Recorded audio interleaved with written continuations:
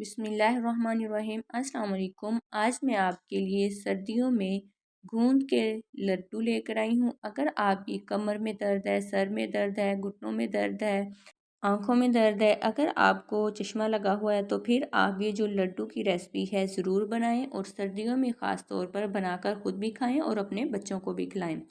आप इसे बनाकर 2 महीने के लिए सेव भी कर सकते हैं। आपने एक जो लड्डू है रात को नीम गर्म दूध के साथ सोते वक्त लेना है, तो 1 महीने के अंदर आपके जिस्म में जो भी दर्द है वो सब ख़त्म हो जाएगा।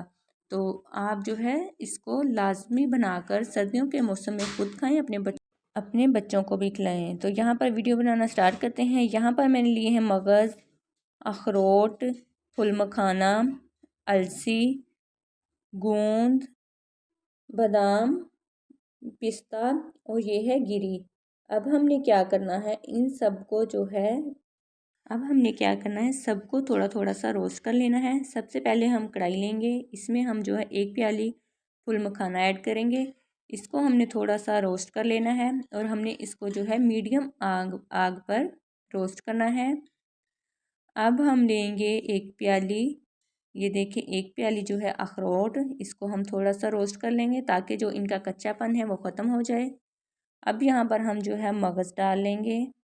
सबको मैंने लहदा हल्की आंच पर 1 से 2 मिनट के लिए रोस्ट कर लिया था। यहाँ पर बादाम और जो है पिस्ता, इसको भी मैंने रोस्ट कर लिया है। अब हमने क्या करना है, सबसे पहले 2 चम्मच देसी घी लेंगे। तो इसके अंदर अब हम जो है थोड़ी थोड़ी करके गोंद को फ्राई करते जाएंगे। आंच जो है वो लो टू मीडियम रखेंगे।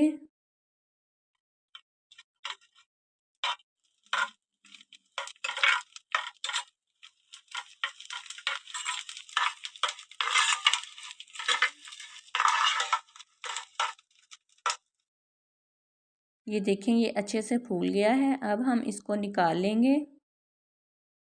अब मैं यहाँ पर 1 प्याली जो है आटा ले रही हूँ, इसको हमने जो है भून कर ब्राउन कर लेना है। तो यहाँ पर आप जो है 1 प्याली खसखस भी ले सकते हैं। ये देखें जी इसका कलर चेंज हो चुका है। अब हम इसको निकाल लेंगे। अब हम ले रहे हैं 500 ग्राम गुड़।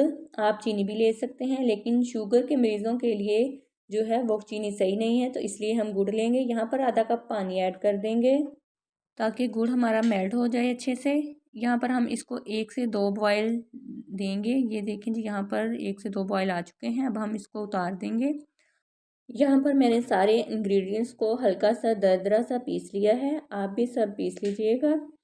तो अब यहाँ पर जो है मैंने गोंद कतीरा, इसको थोड़ा सा भून कर इसमें जो है थोड़ा थोड़ा करके ऑयल ऐड करूँगी।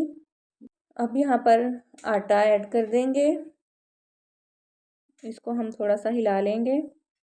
अब यहाँ पर मैं आधा प्याली देसी घी जो है और ऐड कर दूँगी। अब हम यहाँ पर सारे इंग्रेडिएंट्स जो हमने जो है दरदरे से पीस लिए थे वो सब ऐड कर दूँगी। इनको हम अच्छी तरह से हिलाकर यकजान कर लेंगे ताकि सारी जो है एक हो जाएं।